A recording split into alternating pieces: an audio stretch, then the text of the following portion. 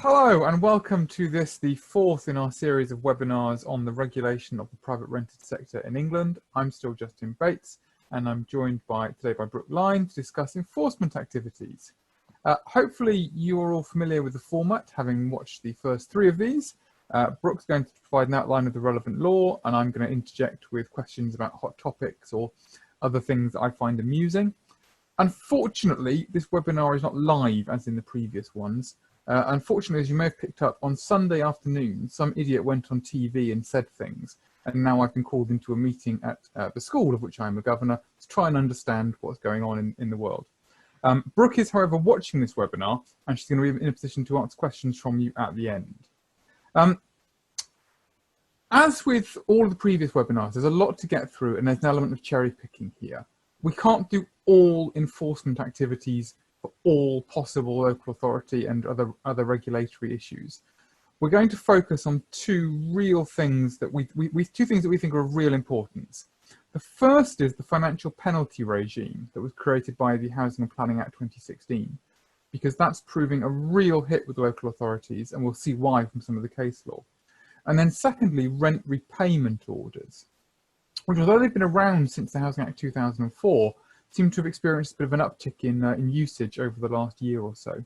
And with that in mind, I will hand over to Brooke, who will take you through the financial penalty regime. Excellent. So that's us. Perhaps broad outlines of what I'm going to be talking about. Firstly, Justin said already, we're going to deal with financial penalties, and there'll be sort of a three-tiered aspect to it. Firstly, when are they imposed? How much? And the procedure, and then we're going to follow the same outline for rent repayment orders as well. So, financial penalties. If you're wanting to look at what the legislation is, the relevant section is section 249A of the Housing Act 2004.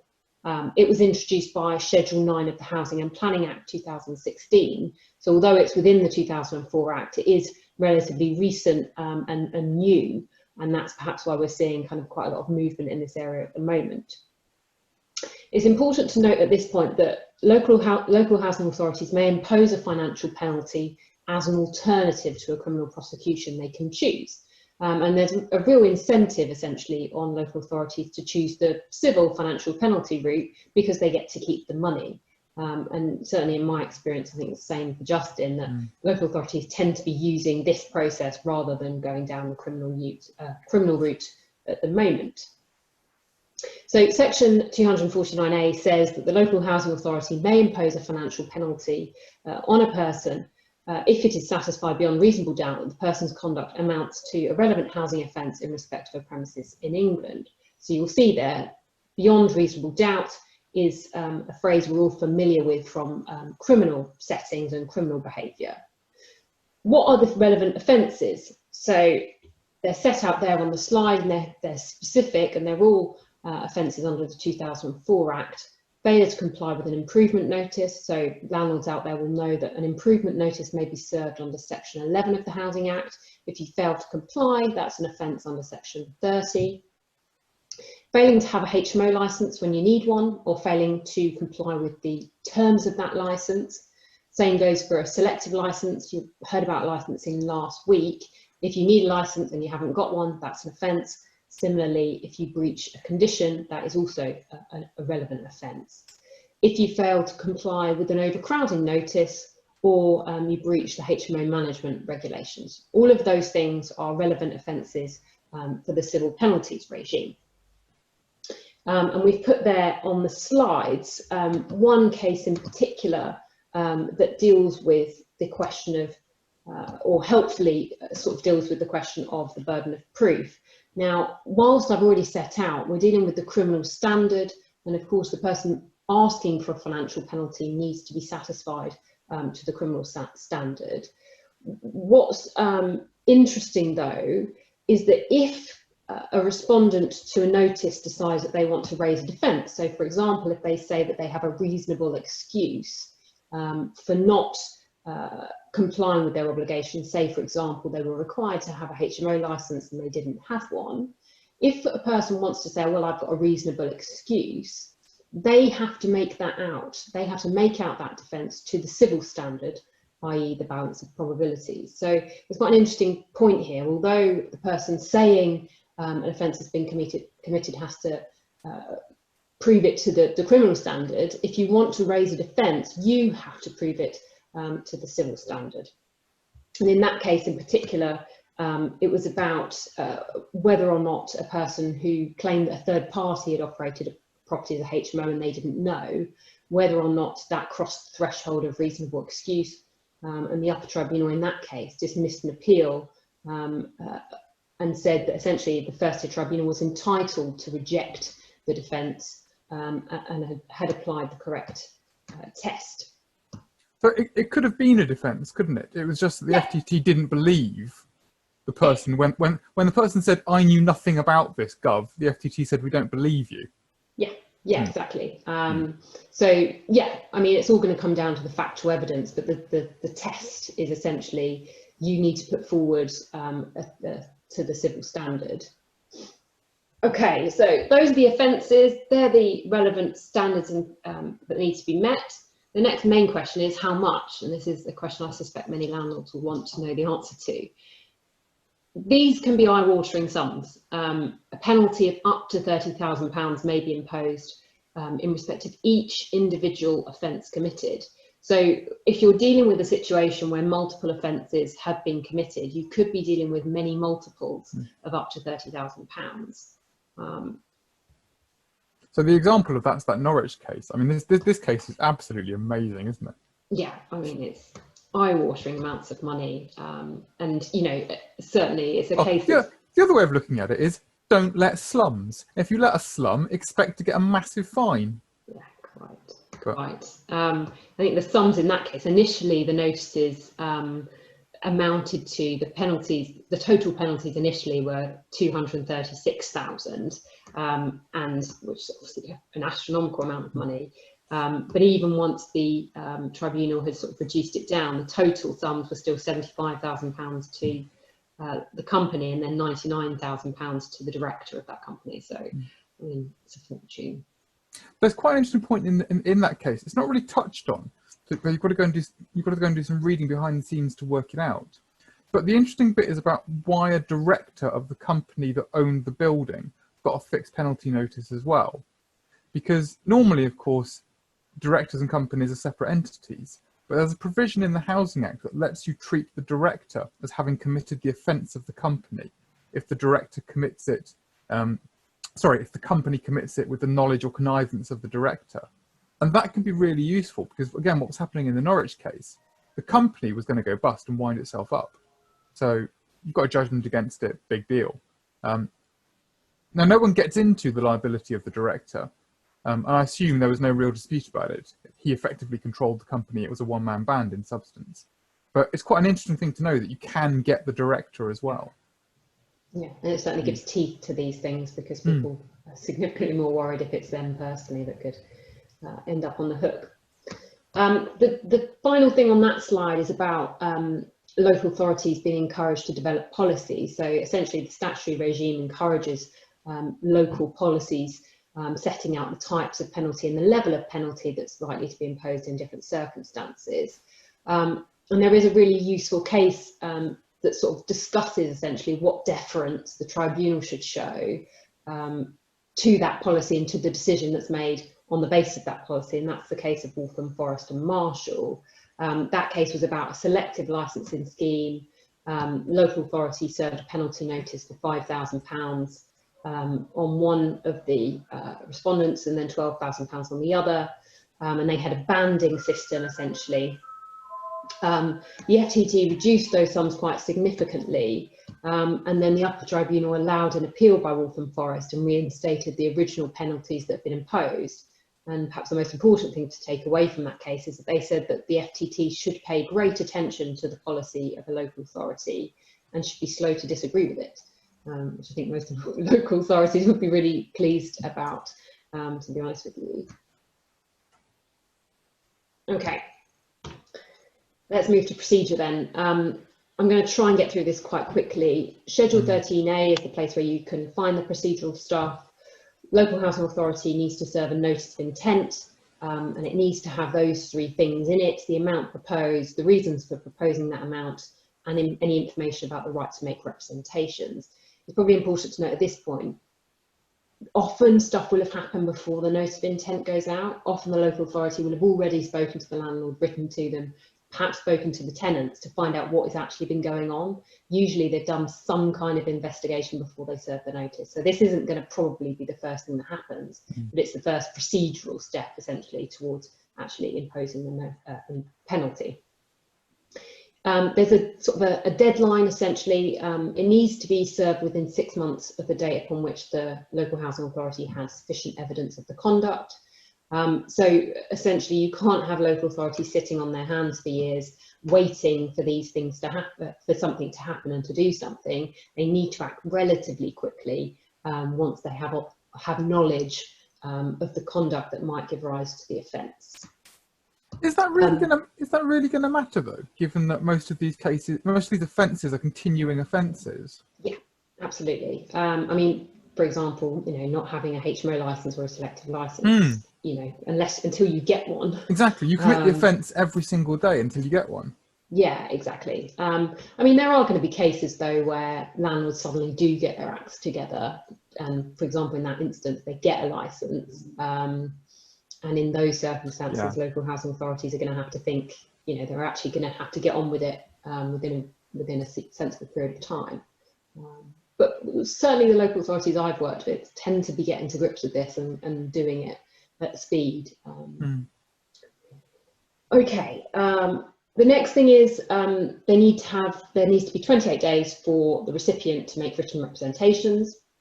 And the thing I'd say on that is I have been instructed for a couple of landlords at that stage, and it's quite important to think about very carefully what representations you want to make and what you want to say. Essentially, this is the first formal opportunity, unless you've already given some kind of interview under caution, to set out what your position is, which is very important. Are you admitting or denying the offence? Are you just going to argue about quantum and how much they want you to pay? It's quite important to try and get those representations right, because they really do frame the trajectory of how any dispute will go on in future. So definitely worth thinking about getting advice at that stage, if you can possibly do so. The next thing is decision time. Local authority gets those representations or doesn't, if none are made, and then decides whether or not to impose the financial penalty. My experience so far is if decent representations are put in, there is a tendency on local authorities to reduce the penalty by something. And then they need to put in a final notice containing all of that information. I'm not going to go through it, it's on the slides. It's relatively self-explanatory information. The penalty is payable within 28 days unless an appeal is lodged. So it's important to remember that once that final notice is served, it actually becomes payable quite quickly. And you've only got 28 days to lodge an appeal. And you can appeal either part of the decision. You can appeal the decision to impose a penalty at all, or you can appeal the amount of that penalty and say, look, this is too much money. The final notice, yes, so I've said that. So essentially the notice is suspended whilst the appeal is underway, and the hearing itself is a proper de novo rehearing. It's not simply a review of the decision that's already taken place. It's a proper rehearing where the tribunal will consider for itself whether to confirm, vary, or cancel the final notice. Okay, so before I move on, is there anything you wanted to add on that before I move on to repayment orders? No, I mean, just that there's a surprising body of upper tribunal case law already on this. Yeah. Predominantly, it has to be said, driven by Waltham Forest, who very sensibly, to my mind, have realised that there's a chance to make some law here, and they've chosen good cases to appeal and push things up. Yeah. The one you talked about, the Waltham Forest and Marshall case, that one's quite an important one in relation to how the policy works and what the FTT should do when faced with a local authority decision. I didn't know you've been instructed to do representations at the minded to stage. I think that's a very good idea. Yeah. It seems to me you don't have to, because it's a rehearing in front of the FTT. They could take into account things that the authority didn't know. Yeah, absolutely. On the other hand, if they're proposing to fine you £5,000 and you get them down to 3, is it worth spending the time and money going to an FTT to try and appeal the rest? Well, exactly. And I think the thing is yeah, if they're proposing that sort of money, the amount of money you might end up spending on lawyers in a contested FTT situation, it might be better to try and actually, you know, shift the costs to the beginning part, get someone to write a letter that sort of expresses your best case, and then not end up in proceedings. Very possibly. Right. Rent repayment orders then. Yeah. Okay, these are, as Justin said, something that has been available since 2004, so they're not really new. But there's been significant changes since the Housing and Planning Act, essentially. The remit of what you can get a rent repayment order for has been extended, and since then we've seen quite a lot of case law on this. Certainly tenants seem to be getting these more and more, and landlords need to kind of get to grips with these and what the implications of them are. So a rent repayment order may be made by the first tier tribunal against the landlord in respect of a payment of rent, essentially ordering the repayment of rent back to a tenant, or it may be made by a local housing authority ordering the repayment of housing benefit or universal credits. There's two different people who can apply for a rent repayment order. Again, we're dealing with the criminal standard, so the first tier tribunal has to be satisfied that the offence has been committed beyond reasonable doubt. And there's two kind of helpful cases that kind of discuss that in some ways that I've put on the slides. I don't want to go into too much detail. Perhaps Opara is the most interesting one. It was about an unlawful eviction situation. And in that case, essentially what the upper tribunal said was that the first tier tribunal was applying a standard even higher than reasonable doubts, and that the tribunal was entitled to draw inferences from facts that they understood. They don't need to see overwhelming evidence of absolutely everything. They just needed to be satisfied to the criminal standard beyond reasonable doubts. And I think that's quite interesting that the FTT seemed to think that it needed concrete evidence of absolutely everything in order to come to a conclusion. Oh, but in Opara, the FTT went nuts. That was the problem. Tenant gets messages from the landlord effectively saying, I'm going to kick you out. Tenant comes home one day, discovers all his property in black bags and the lock's been changed. And the upper tribunal says, that is from those facts, you are perfectly entitled to draw the inference that's been an unlawful eviction. The fact that, I mean, the argument for the tenant at FTT, for the landlord, sorry, at the FTT was something like, oh, there'd been some workmen and they'd done some painting. Maybe the door had just got stuck where it had been painted over, and it wasn't really and they'd put the property in the black bags to save it from paint splashes. I mean, come on. Yeah. The FTT just showed a startling level of naivety. Or just being so overcautious. I think there is cause for caution when you're finding something to that standard, but you know, equally inferences may be drawn is essentially the bottom line. The upper tribunal did not find this a difficult case, it is fair to say. No, exactly. The next thing to say is there's no requirement for there to have already been a criminal conviction, and that used to be the case under the old scheme. That's no longer the case. There is, however, what might be described as a 12-month rule. So local housing authorities that want to apply for a rent repayment order need to serve notice of their intention within 12 months of the offence being committed. And for tenants, the application must be made within 12 months of the offence being committed. So worth thinking about that long stop when making the application. The next thing to say is that the FTT may make a rent repayment order in respect of a landlord who has committed one of the specified offences, and we'll get on to what those are in a minute. This is a crucial distinction between the old rent repayment order regime under the 2004 Act and the updated version under the 2016 Act. It used to be the case that you would get a rent repayment order in respect of the appropriate person, we're not dealing with that anymore, and there's a really interesting case on this called Goldsborough from last year. Now, in this case, we were dealing with a mean landlord and not the direct landlord of the applicant.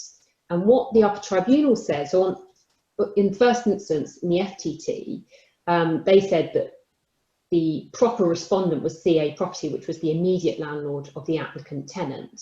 But on appeal, the upper tribunal said, well, actually, there's no qualification to the word landlord in the legislation, and it's not limited to the immediate landlord of the tenant making the rent repayment order application, which is a pretty profound decision, frankly, that has widespread implications. Well, it's really for the rent-to-rent market, isn't it? Yeah. So you're a freeholder of a house. You let it on these guaranteed rent schemes to a fly-by-night company. They then sublet, and their basic plan is that they can get more by cramming 400 people into your house than they'll give you for renting it. There isn't a lot of point going against the company in those circumstances, because it's normally a £1 company limited by guarantee that will wind itself up. Yeah. So you are apparently allowed to go after the freeholder, who might well be an innocent party in all this. Yeah, exactly. Also, might not, but they might be. Yeah, exactly. But also, there just seems to be a tension here, right, between, and we'll get onto it in a minute, the calculation process, which requires you to look at rent that has actually been paid, the rent that's actually been paid, when you're dealing with a landlord that never received that rent from the tenant making the application. That seems to be a bizarre inconsistency with this decision and how the scheme operates more generally. On the other hand, if you can't choose who you go against, then I can break the entire RRO system in one go. Every landlord just establishes a £1 limited liability company, grants that company a £1 lease for 6 years, and then has that company perform all the landlord functions. And then if that company does anything wrong, you can't do anything to it. You wind it up, yeah. But still, it's a weird one. It's an interesting case. I think you're going to come on to this in a minute. There's a challenge to it, isn't there, in the upper tribunal shortly? Yeah, exactly. There's well, we're certainly aware of one case that wants to appeal it, or wants to appeal that decision on the basis that it's wrongly decided. So watch this space, really. Okay, so the specified offences I've set out there on the slides. They're offences most most people that work in this area will be familiar with. So the unlawful eviction or unlawful harassment under the Protection from Eviction Act, securing entry by violence, Criminal Law Act, failing to comply with the improvement notice, we saw that one earlier, failure to comply with a prohibition order, again similar, and then you've got again HMO and selective licensing requirements. If you're not in compliance with those, then they are specified offences. And then the final one is breaching a banning order under Section 21 of the Housing and Planning Act. Okay, the next crucial question, how much? How much is this going to cost landlords? And that's not actually an easy question to answer, and there's a whole couple of sections that deal with this, so I don't want to spend too much time on it, but the bottom line is it can be up to 12 months rent. That's the maximum amount. And the calculation is usually done by reference to the rent actually paid and the house, or if it's a local housing authority making the application, the housing benefit or universal credit paid to the landlord in the relevant period. And there's a slightly different approach taken depending on which offence you're dealing with. And I'm not going to get into that too much because it depends on the circumstances of the particular case, but essentially that's how it works. And then the next thing to say is that there are two different schemes essentially for how the FTT will approach this. So the first one is if you're dealing with a case where there has been a conviction. As we said earlier, there's no requirement for a conviction, but if there has been a conviction that's a relevant conviction, it's essentially the same conduct with the same respondent, then the FTT doesn't actually have discretion. It has to make the maximum award, which could be up to 12 months worth of rent. If you're dealing with the more likely scenario of there having been no conviction, then the tribunal has a much broader discretion. And it has there are three things that it has to take into account: the conduct of the landlord, the financial circumstances of the landlord, and whether the landlord has at any time been convicted of a specified offence. Now, certainly the cases I've done, the rent repayment order cases I've done, I found the tribunal is particularly interested in the financial circumstances of the landlord, one. And in a particular way, certainly the most recent case I had, the tribunal was asking my client lots of questions about associated costs with renting out the property. And in particular, management costs and the costs associated with running his business that way. And we haven't yet had the decision, but I strongly suspect from the sorts of questions they were asking that they intend to deduct from the award that they intend to make the sums that it would cost him. So I think there is a real weird tendency on the FTT at the moment to say, actually, what we want to get is the profit that you've made in that relevant period, and then the rent repayment order should be about that amount. There isn't really, to my mind, any law on that, unless you're aware of something I'm not, Justin. No. But I think that's quite an interesting one. No, And then all you've got is that old Parker and Waller case. I say old, 2012, showing my age now. Yeah. But the pre-2016 Parker and Waller case. Yeah. I mean, that tends to be where everyone goes to, and I'm just not sure that's relevant anymore. No, and I think the scheme is completely different now. I think there's going to be more case law on it, to be honest with you, and it will come up to individual cases. You do get some cases where, if you're dealing with a landlord that's not a professional landlord, and who has had a manager, for example, and something's gone wrong, you may find that, albeit if you don't make out your reasonable excuse defence to the offence, the fact that you almost got there with the reasonable excuse defence and there are really serious mitigating factors may mean that the tribunal takes a quite sympathetic approach. But see, I'm not sure it should. A lot of people have said that. I'm not sure it should. If you're a landlord and you've got an agent and your agent screws up, sue them. Exactly. That's the point of having an agent. That's the point of choosing one who's got indemnity insurance. Yeah. The person, the innocent party is always the tenant, because they're the one who hasn't broken any law at all. They just happen to be living somewhere where their landlord wasn't complying with the law. Yeah, but isn't there a slightly odd tension here, though, isn't there? Because it's that thing of the tenant was contractually required to pay the rent anyway. So this rent repayment order is a sum that is essentially a penalty for the landlord. It's not compensation to the tenant. And I certainly, one of the things that was raised in this recent case I was dealing with was the other side, the tenant side, was trying to say, well, it will be of great prejudice to my client if the maximum award isn't made. And I think that's a really unattractive argument. There is no prejudice it seems to me, on the tenant side for a lower award, because it's an award. Do you see what I mean? I don't know. I think it might depend on what the reasoning for it is. I mean, yeah. If it's lack of safety or something, then it's Yeah, I mean, the HMO management regulations, for example, apply to everyone whether they're licensed or not, and they include duties about the condition of the property. Yeah.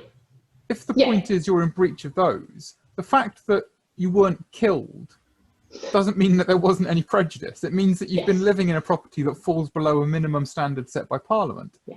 And I don't see why exposure to risk isn't prejudice. Yeah. It's not the same kind of prejudice as being killed, obviously, but I don't see why it isn't prejudice of any sort. Yeah, quite. I mean, I think, that's difficult. There's also other things that also I've seen that have been drawn into the mix, things like compliance with other regulatory stuff that isn't actually a specified offence. So, for example, failing to protect a deposit being used as an example of this landlord doesn't do what they should do, doesn't follow the law as it should. And that's kind of quite an interesting approach to take if you've got a tenant that wants to get as much money as possible out of this, for them to draw on all of the other, housing law things that the landlord hasn't managed to do, to kind of throw as much of them as possible, really. Okay. We could go on for a bit longer on this, but there's a couple of slides left to finish, and I'm conscious of time. Okay. Finally, the procedure. Local housing authorities have got to do kind of pre-application steps, a bit like the ones we talked about earlier for financial penalties. For example, serving the notice of intention and whatnot. I'm not going to go through that again. If you're a tenant making an application for a rent repayment order, you need to use the form RR01 and provide supporting documents.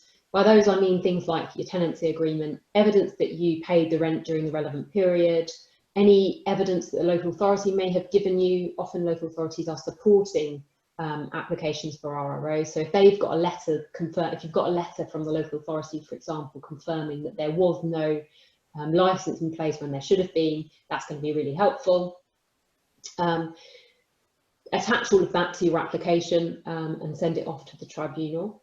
The next thing I wanted to discuss very briefly is lawyers, and I think there's been quite a lot of talk about the fact that it tends to be the case now that there's an inequality of arms in these applications. Certainly tenants are more often than not making these applications without lawyers, and landlords have got a real incentive to get lawyers on board. I'm not sure there's particularly an answer to that, apart from to say the tribunal is a really good forum for litigants in person, much better than the courts. So you haven't got to have a lawyer, is the bottom line, though of course it may well help, and there's certainly more and more law coming out on this, and there is certainly a strong sort of argument to say, well, if we're all interpreting the 2016 Act, or we're looking at the intricacies of whether or not a landlord is a landlord, actually perhaps having lawyers might be good, certainly from the law's perspective. But there are tenant groups certainly helping tenants with the process, including people like Flat Justice. They're kind of really keen to encourage tenants to apply for RROs as much as possible.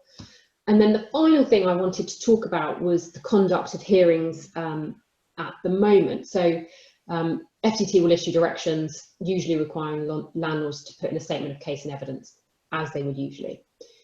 The next thing is about conduct of hearings. Now, even before the coronavirus crisis, it seemed to me that the FTT was often setting out from the outset in its directions that it wanted to deal with these matters on the papers.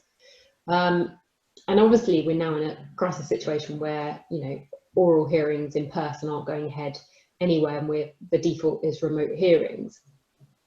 And it seems to me that in these cases, actually not having some form of oral evidence being given is a real problem. I don't know if you agree with that, Justin, but yeah, it seems to me in a case where the tribunal has to decide to the criminal standard whether or not an offence has been committed. If that is disputed, I don't see how it is possible for the tribunal to come to a conclusion on that question without hearing oral evidence, not lawfully anyway.